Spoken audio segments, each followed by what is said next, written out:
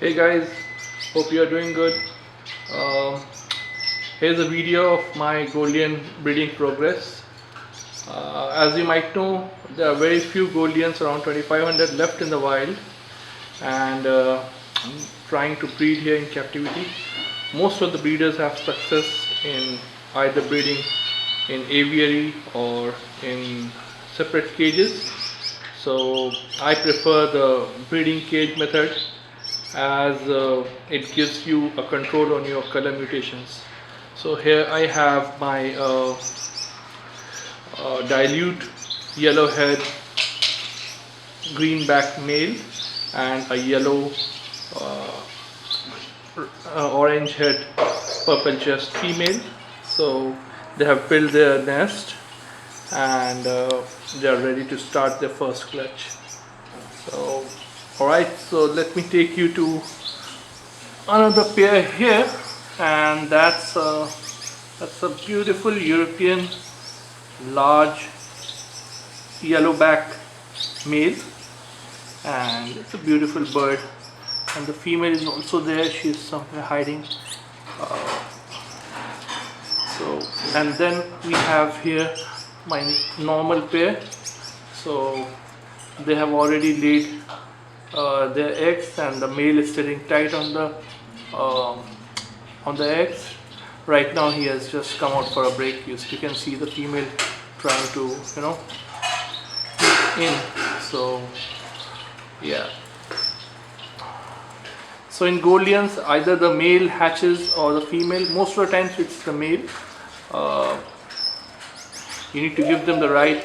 You can see the male just went in, and he's going to incubate the egg.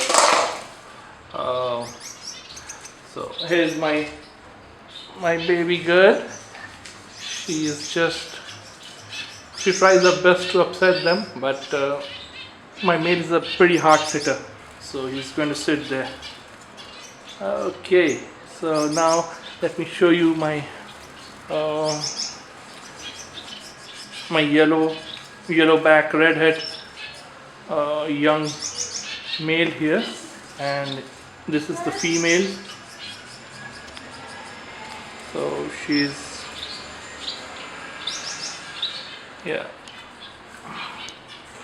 so these are very young birds, and they are not breeding right now, so just put them together. So alright, now let me take you to my Java pair here, and this is a white Java female with a fawn male, and they have laid their first clutch. They have started their clutch, and if I can show you the eggs. Alright, so let me just show you here. So if you can see, they have around 5 or 6 eggs. 5. I gave them the wooden nest box, but they preferred this plastic one, so that's okay as long as they're happy. So I just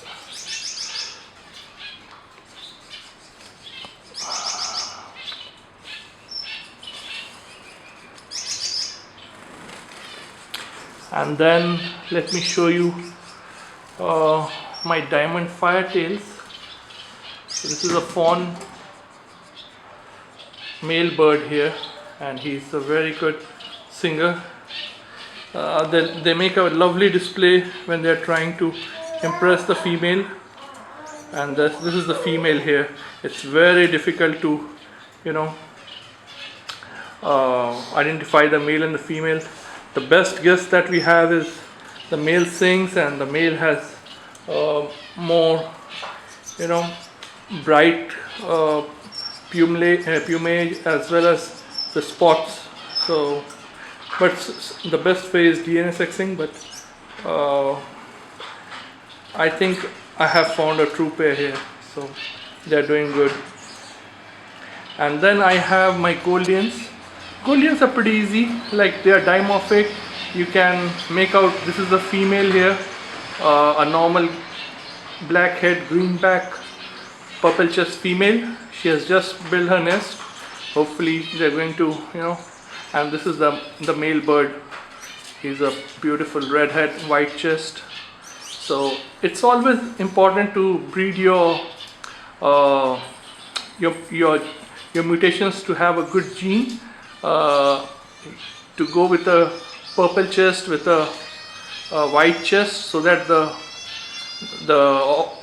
offsprings are pretty healthy and they have a good gene pool. So next, let me show you. Okay, so see here is the female who is trying to get ready for her next clutch. Gouldians are not easy to breed. They need a lot of privacy and a lot of nesting material.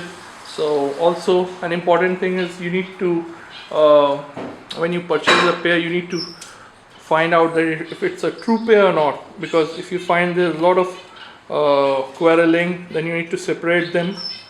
And in Gouldians it's like the females who select the males, so make sure you have a true pair, so that the birds, they sit and incubate the eggs, they raise the babies well, because Gouldians are known for tossing the chicks. I have another pair here, that's a dilute greenback male with the female here. You can see the female having a black beak. That means she is in prime condition of breeding, and you need to give them all the right supplements, all the foods, so that they can easily breed. So I'll just walk through the food mixes and the medicine that I have, the avian medical supplies that I have. I give them the standard finch mix, which has canary, golden millets, Japanese millets, white proso millets, and hemp seeds, flax seeds. And then I give them, when breeding, I give them the egg food, and I give them liquid calcium. And when breeding, I give them this Hearty Bird vitamin mineral breeding formula. And once the chicks come out, then I give them feather fast.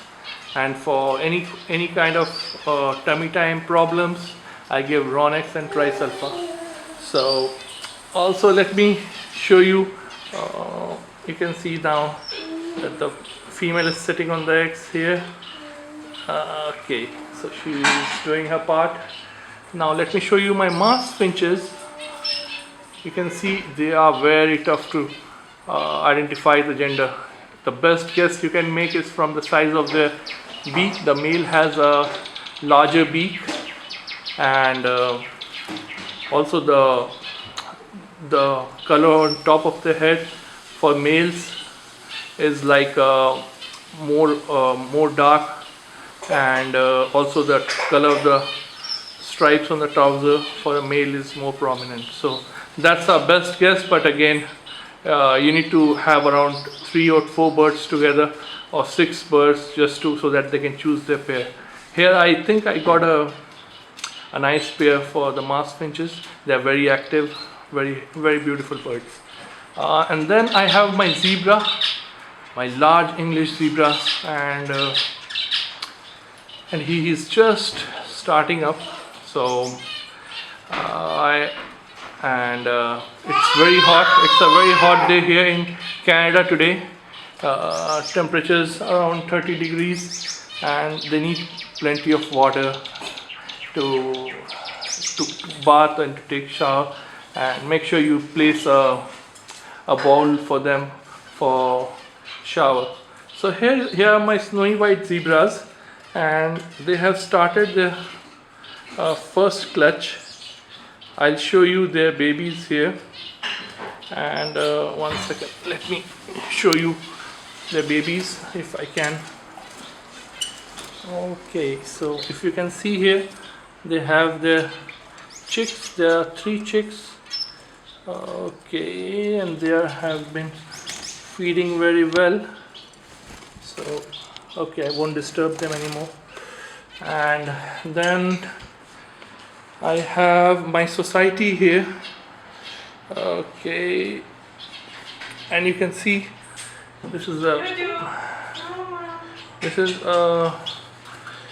self society, uh, chocolate self variety of society, and you can see the chicks all trying to look outside, and if they fall off, you gently just put them back in. Most people don't allow societies to breed and just keep it for Gouldians, but I think it's not fair to not allow them to breed.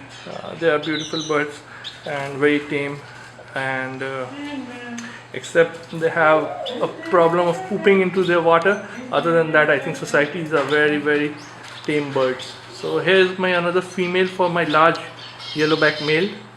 She's quite shy, but a very healthy bird.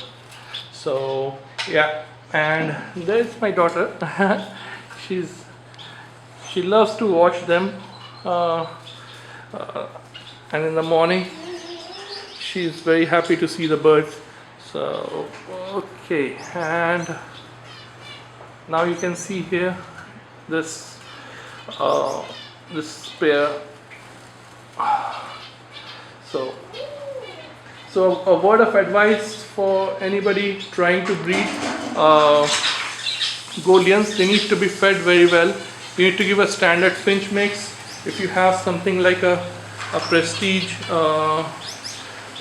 finch mix which has some extras, but I prefer with this standard finch mix. And you need to feed them egg food when breeding, spray millets, and most of people inquire about what do you give them in greens. So I prefer lettuce, spinach, and grated carrot, and I give them occasionally broccoli, and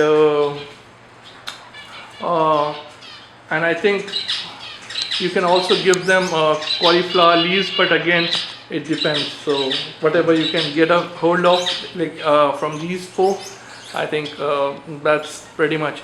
And once they are having any tummy time problems, I don't give them greens or egg food, as they are hard to digest. So at this point, I'd also like to thank all my experts from whom I have been receiving advice. I think Cindy from US, and Jean, she's from Edmonton, and my friend Fleming from Avis, Canada, and Ali, Muhammad, and Ron, everybody whom I have learned so much from. So just wanted to give you a gist of so that you can start off. And they need in terms of the breeding cage size, the bigger the better. I have the standard breeding cages here around 30 inches and quite high, 20-inch high. So, and give them plenty of